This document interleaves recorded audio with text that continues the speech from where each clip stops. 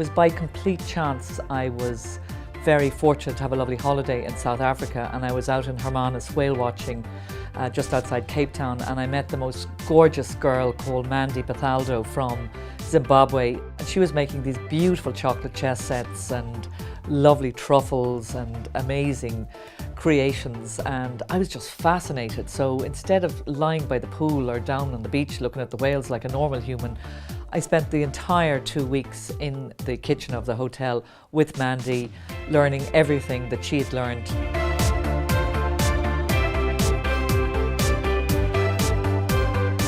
I was in my little stable flat kitchen in the wing of Carton House in Maynooth, and it was a beautiful place to live, very inspirational. I had a tiny kitchen and I was doing well at this stage. The family were beginning to, say, my gosh, these are gorgeous, and I was beginning to have a vision that maybe I was really onto something here, and I had a lovely business going forward.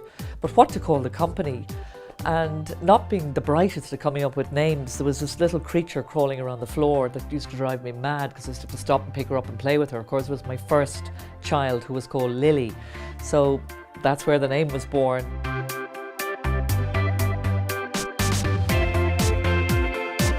So 1995, one of our first main milestones was we won the Aer Lingus contract, which was huge at that stage and very big to us, where they were using 2 million two-chock boxes all over Europe and over on the American transatlantic routes, and about 3 million little mints on the back of the plane. We won all of that business, which then gave me the confidence to head to Heathrow.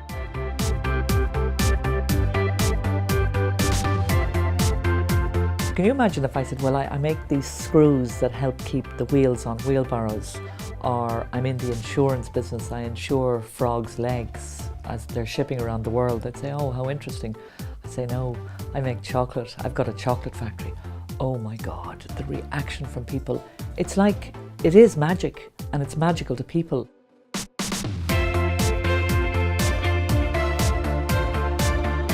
We are the real thing. I mean, it's Marianne and the team. We're in Newbridge. Everything is made in Newbridge. We buy everything Irish where we possibly can. And we plan to be here for the long way, forever. There'll never be any of Lily O'Brien's moving to China or Eastern Europe to try and make it cheaper, whatever. We're an indigenous Irish family business, and that's the way we plan to be.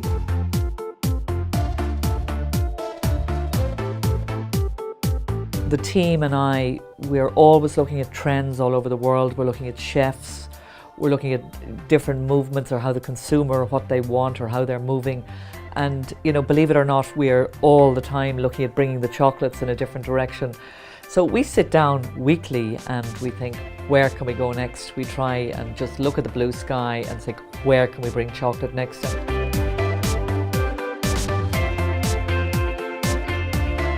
When I began making chocolate, I just said to myself, the first thing I've got to do is use a really superior, fantastic chocolate, and then started to dream about what we could mix and what recipes we could come up with that would be different, whether it was with desserts or with the honeycomb or with the soft caramel, that would really give people pleasure.